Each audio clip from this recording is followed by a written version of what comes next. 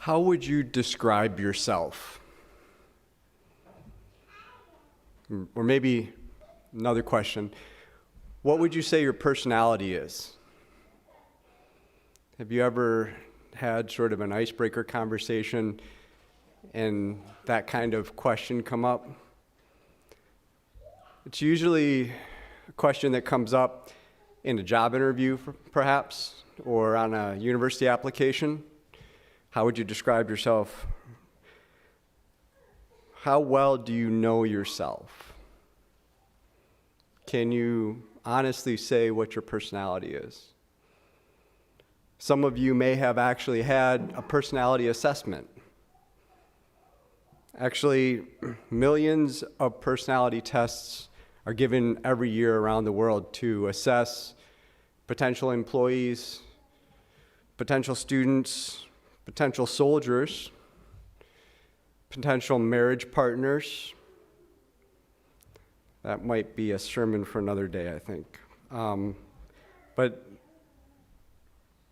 to think about the idea that personality is important to the point that it needs to be tested, we need to understand it. In the US alone, there are more than 2,500 different types of personality tests. You may be familiar with the most popular one, the Myers-Briggs type indicator. Some of you may have actually taken that. I have. It, based on a series of questions, assigns you to one of 16 personality types that is made up of some combination of extroverted or introverted, intuitive or observant, thinking or feeling, judging or prospecting, and then assertive or turbulent as a sort of an additive quality. And then whichever of these 16 personalities you fall into, you get a series of characteristics that come up that are supposed to predict how you would act or your sort of day-to-day, I guess, personality. So with that, people hope to understand you. A simpler one that probably we've all referenced at some point in communication identifies 4 types. The type A, goal-oriented, go-getter, ready to take risks and good under stress. The type B, outgoing enthusiast, really good in relationships. Type C, the logical, detail-oriented, and always prepared one. And then type D, focused and stable, but very, very cautious. Identifying where you fall within this range, I think people, whether it's your potential employer or the Army or that university, hope to understand how you're going to react. I remember realizing that I had sort of graduated from a small mom and pop firm to a corporate environment when I got a personality assessment as a part of my hiring experience. And with that, they said they hoped to understand or predict how I might perform. Could they put me in front of clients? What kind of work would I be able to do? Would I be good under stress? And how would I react in certain situations? And then ultimately, in hopes that I do get hired, would I eventually be a good manager? How would I treat people? As I thought back on that and got inspired this sermon this week, I started to wonder whether or not it's really about where we fall on that scale. And is it really more about, are we relegated to that label? Are we born that way? Or are we called to break out of that personality type? So think about that, and let's turn to Matthew chapter 25 for our reading this week, where Jesus identifies through one of his most well-known parables three personality types, or maybe more, two personality types in three people. Starting in verse 14 of Matthew chapter 25, Jesus says, "For the kingdom of heaven is as a man traveling into a far country, who called his own servants and delivered unto them his goods. And unto one he gave 5 talents, to another 2 talents, and to another 1, and to every man according to his several ability. And straightway took his journey."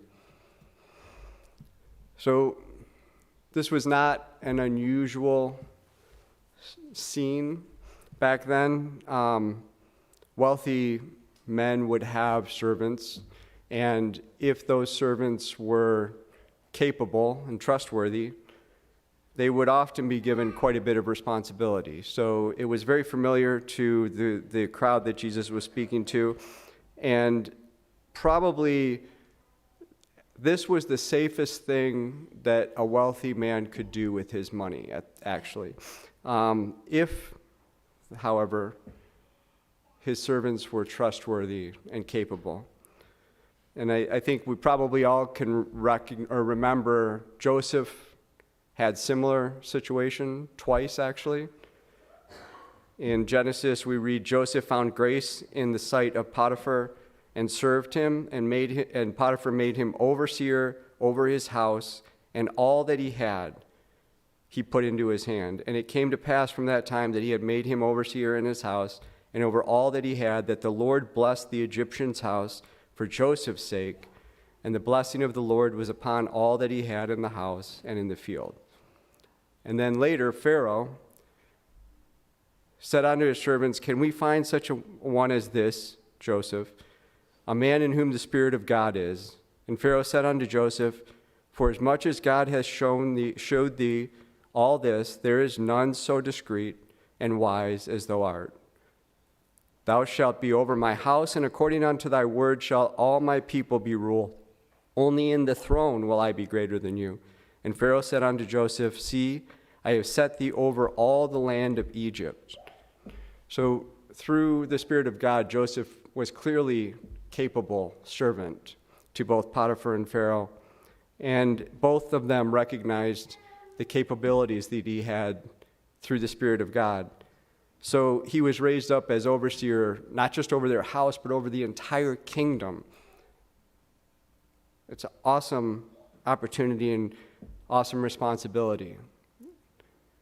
And when you think about it, we are offered at least as much as that. Romans chapter 8 tells us we're offered the spirit of adoption, whereby we cry, "Abba, Father."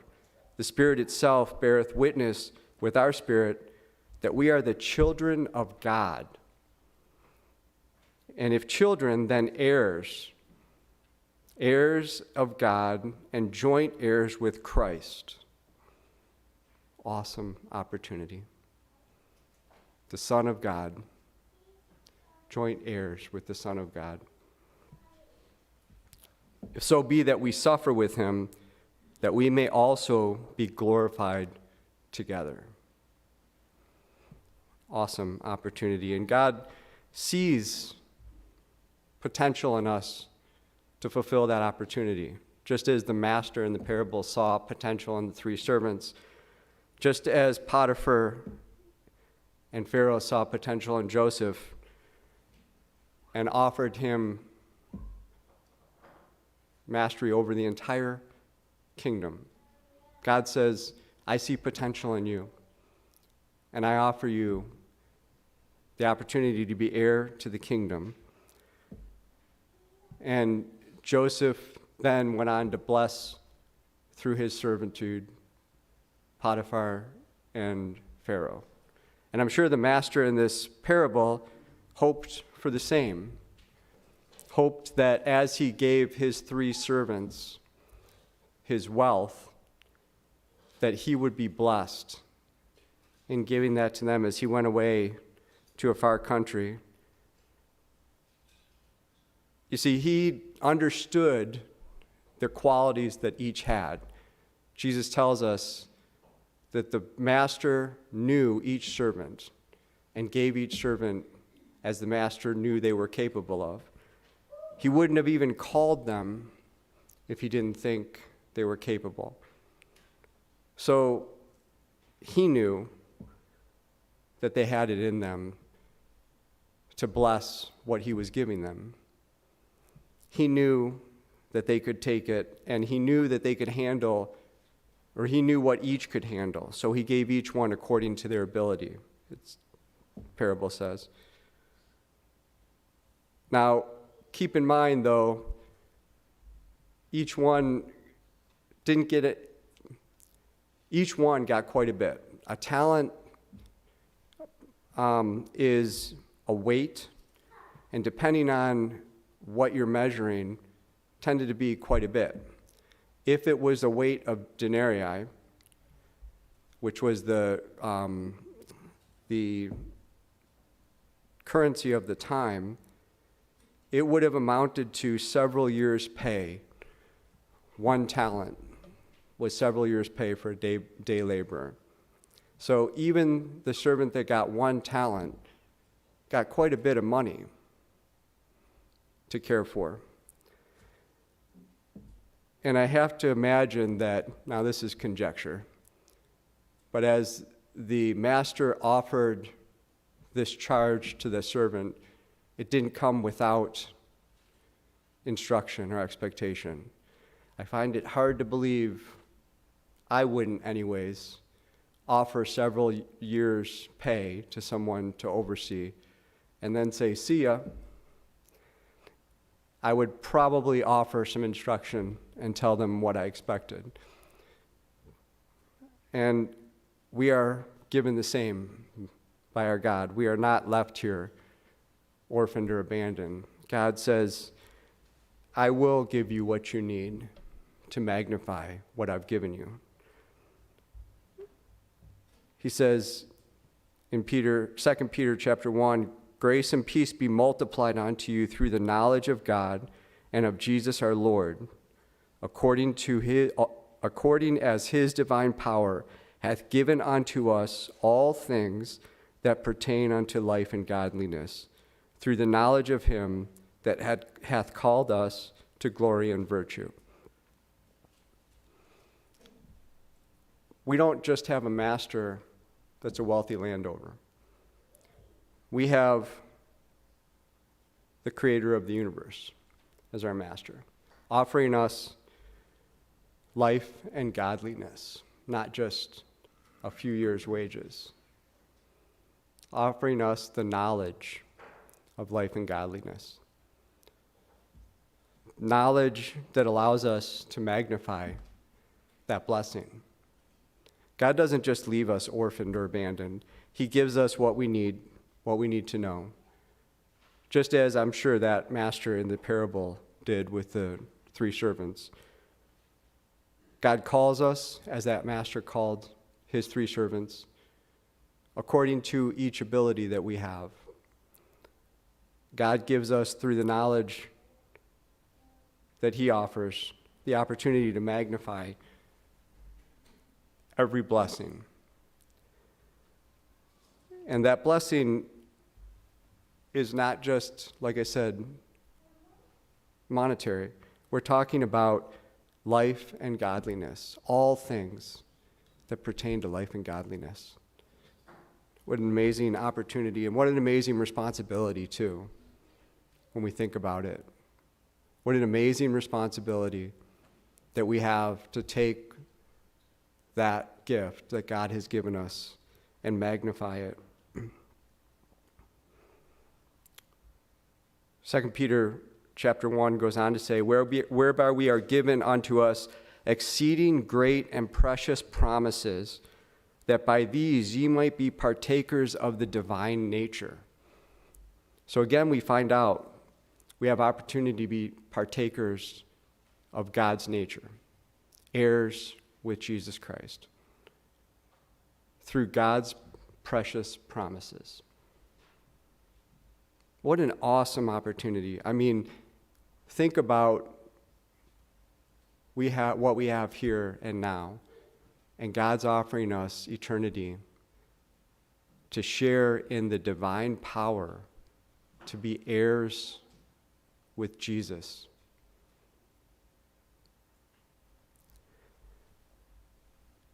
If we walk in glory and virtue, God says, that is the promise he's given us.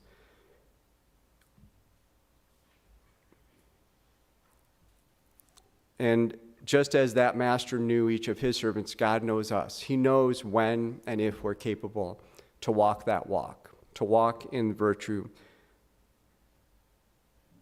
required to magnify those promises.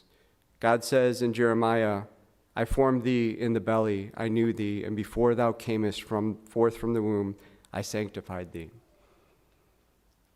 God knew us before we ever were. He knows whether or not we're capable, and he knows what we're capable of. He knows whether we're capable of 5 talents or 2 talents or 1 talent. But whatever amount of talents he's offered us, there's an expectation to magnify that. Psalm 139 also says, you created my inmost being. You knit me together in my mother's womb. God knew every piece of us before we were ever born. And he offers us such a tremendous opportunity and responsibility. He knows when and how we're going to carry that responsibility because he created us. What do we do with that responsibility? Do we fall back on that personality type because that's the way we were born?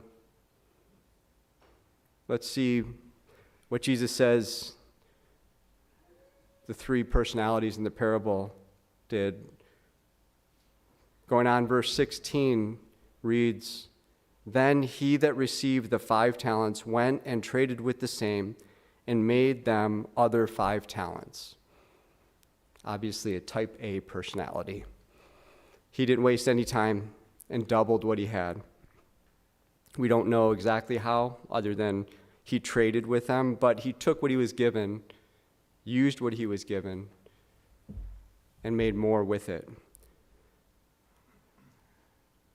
The second servant probably was also a bit of a type 2 personality, although he wasn't given the same amount of talents. He likewise had received 2, also gained another 2. What's more is that verse 16 starts with the word then, which implies these 2 didn't waste any time. It was immediate. They understood the sense of urgency with the task they'd been given. They understood the responsibility that they'd been given. And with diligence set about making more for the master that'd given them so much responsibility. So they rushed out and doubled what they had so that regardless of when he came back, they could give a good account. Just as we're all called to give a good account of what we've been given, regardless of whether it's 5 or 2 or 1. But he that received 1 went and digged in the earth and hid his Lord's money. So maybe this third servant was a bit more of that type D personality. A little overly cautious, perhaps.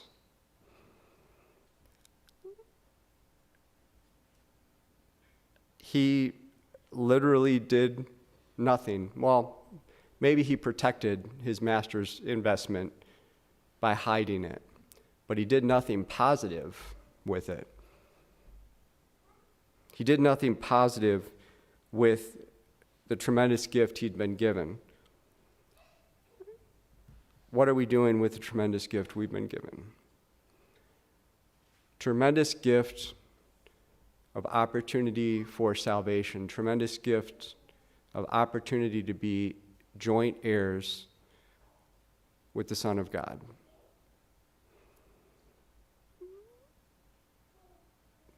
After a long time, we read the Lord of those servants cometh and reckoneth with them. I know it seems like, for us anyways, 2,000 years is a long time. And it might be another 2,000 years, who knows? It could be tomorrow when Jesus comes back. Are we waiting? My friends, outside of Christ, if you're waiting to redeem the gift that you're offered,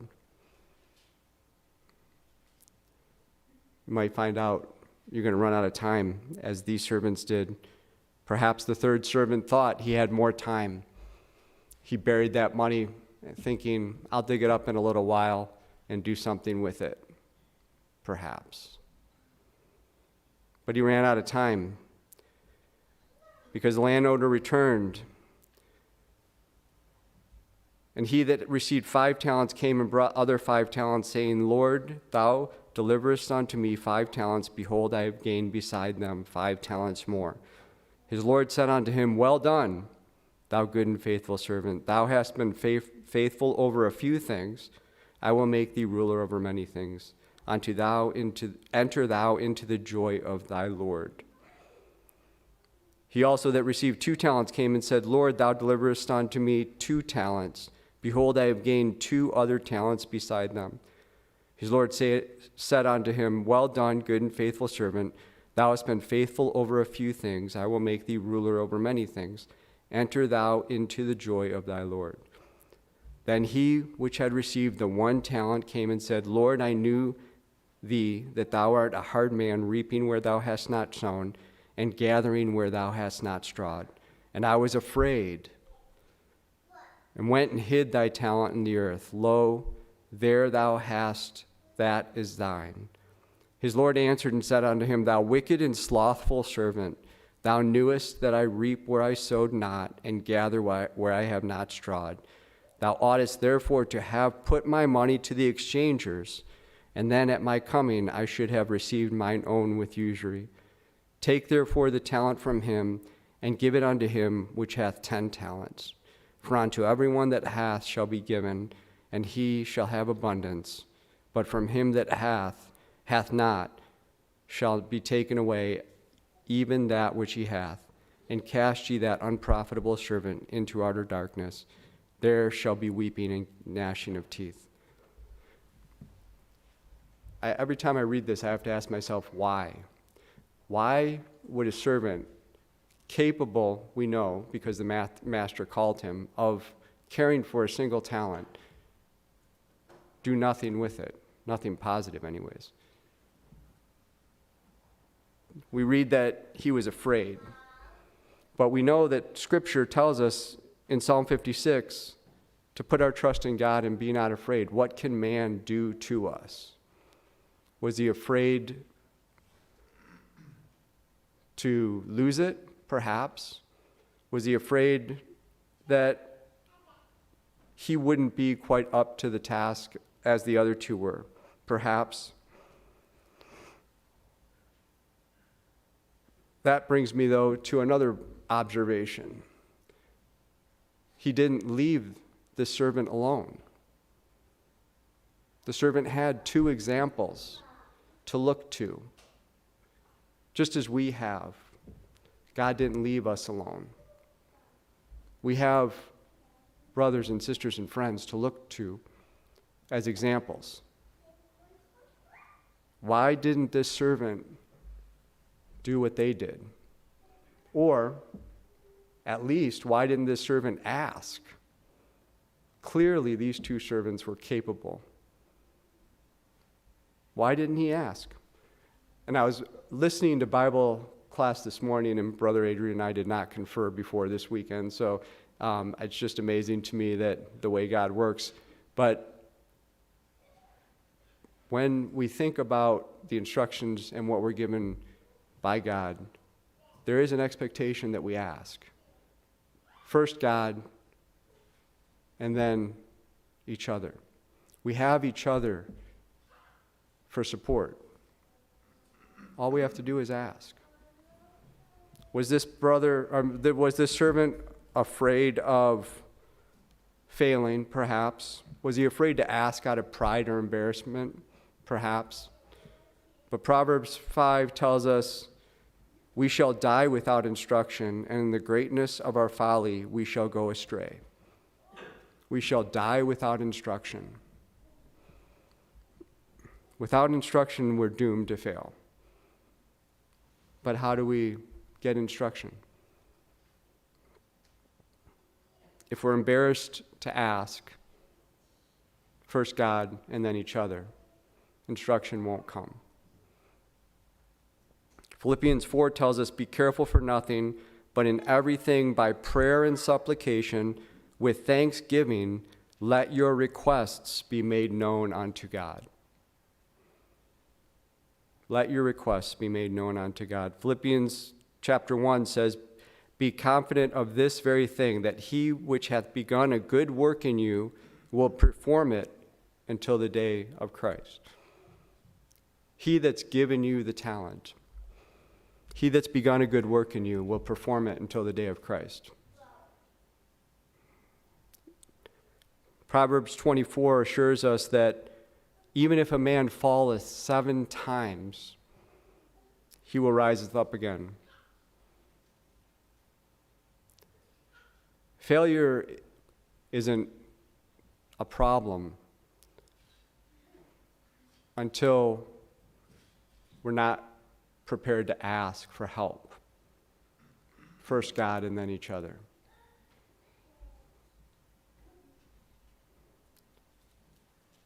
Philippians tells us we can be confident. As the righteous, we can be confident in the very thing that God promised us. That good work would be fulfilled. The talent that God's given us will be fulfilled. That should give us confidence. Confidence to act on the talents that he's given us. Confidence to ask without embarrassment or fear of failure. To paraphrase one scholar, the real power to stand up against life, to profit by its buffetings, to make capital out of its disadvantages, to collect tribute from its tribulations, is that of the righteousness of conduct which results from walking in the ways of wisdom of God. And that wisdom comes by asking. Proverbs 24 tells us, wisdom is an house builded, and by understanding it is established. And by knowledge shall the chambers be filled with all precious and pleasant riches. A wise man is strong, yea, a man of knowledge increases strength. For by wise counsel you shall make thy war, and in multitude of counselors there is safety. Proverbs 2 says, the Lord giveth wisdom out of his mouth, and out of his mouth cometh knowledge and understanding.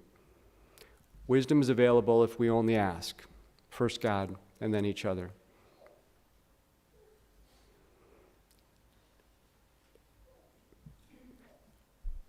The third servant didn't just fail God either, or I should say his master, by not asking. Think about the opportunity that he deprived his fellow servants of. We look to each other for support, and this third servant is now cast out into outer darkness. By not asking, he's deprived his fellow servants for someone that could support them. In Luke 19, Jesus offers a similar parable. The ending, the repercussions, and the reward are slightly different, though. In that parable, the first came saying, Lord, thy pound hath gained 10 pounds. And the Lord said unto him, well, thou good servant, because thou hast been faithful in very little, have thou authority over 10 cities. And the second came, saying, Lord, thy pound hath gained 5 pounds. And he said likewise unto him, be thou also over 5 cities. So stewardship in that case, good stewardship, bore greater responsibility. But to the servant that hid what he was given, the master in that case said, Wherefore then gavest not thou money unto the bank, that at my coming I might have required mine own with usury? And he said unto them that stood by, Take from him the pound, and give it to him that hath 10 pounds. And they said unto him, Lord, he hath 10 pounds, in protest. And I had to think, is that first servant that's now looking over 10 cities one of the people protesting? I have 10 cities to look after now. I don't have any more. I can't carry anymore. Don't give me anything else. But the servant that failed is now putting a greater burden on that first servant, who no longer has a servant to delegate something to, and now has to bear the burden of the third servant. Brothers and sisters and friends, if we're not maximizing the grace that God's given us, then we're failing both Him and each other. If we have that type A personality, we should be working to double the grace that God's given us. If we don't have that type A personality, we should be asking for support and help, first from God and then from each other. If we do have that type A personality, are we looking around to see if others need a little help? I have to think about those two servants that rushed off to double the talents that they had. And yes, the sense of urgency and the responsibility that went with it was commendable. But I certainly hope that they stopped to ask the servant that they saw digging in the dirt to bury his talent, do you need a little help with that? Is that really what you want to do? You see, we're expected to share our talents with each other as well as with God. 1 Peter chapter 4 says, Above all things, have fervent charity among yourselves, for charity shall cover a multitude of sins. Use hospitality one to another without grudging. In these last days, because I believe these are the last days, we should be showing love one to another. If we hope to spend eternity with each other, we should be showing love to each other right now. Love in the form of sharing the talents that God's given us. Love in the form of supporting one another. And love in the form of asking for support.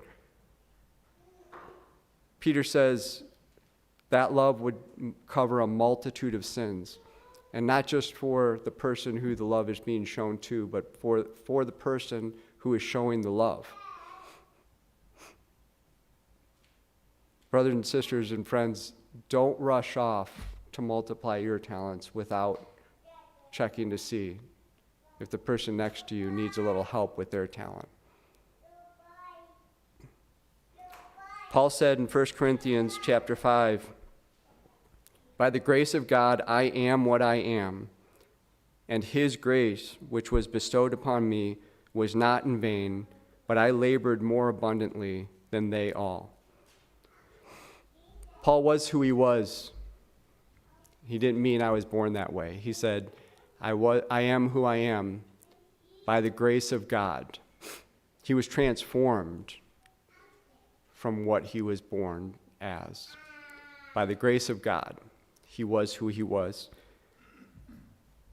And in that, he labored. That the gift he was given was not given in vain. That is the stewardship that we're called to as well. And Peter's similar point was that we are to magnify the manifold grace of God that we're offered.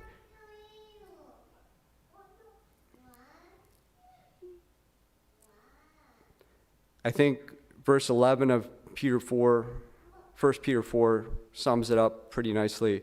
If any man speak, let him speak as the oracles of God. If any man minister, let him do it as of the ability which God giveth, that God in all things may be glorified through Jesus Christ, to whom be praise and dominion forever and ever.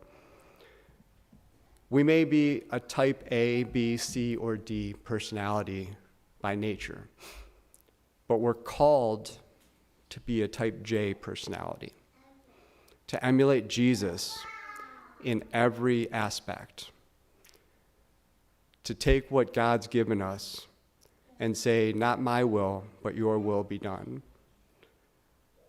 to serve and not be served. A couple of weeks ago, we had Bible study that outlined characteristics of Jesus, and we said we need to recognize those characteristics in order to emulate them. And a wise brother came up to me afterwards and said, I think that the way that we recognize those personalities is first by characteristics is first by recognizing our own characteristics. First, we have to recognize where we were and where we are before we can emulate where Jesus is. Romans chapter 3 says, for all have sinned and come short of the glory of God. That is our unfortunate nature. That is our unfortunate personality. But by the grace of God, as Paul was, we can be transformed and transcend what we were born into, to glorify God, to be a type J personality in all things, emulate Jesus. Amen.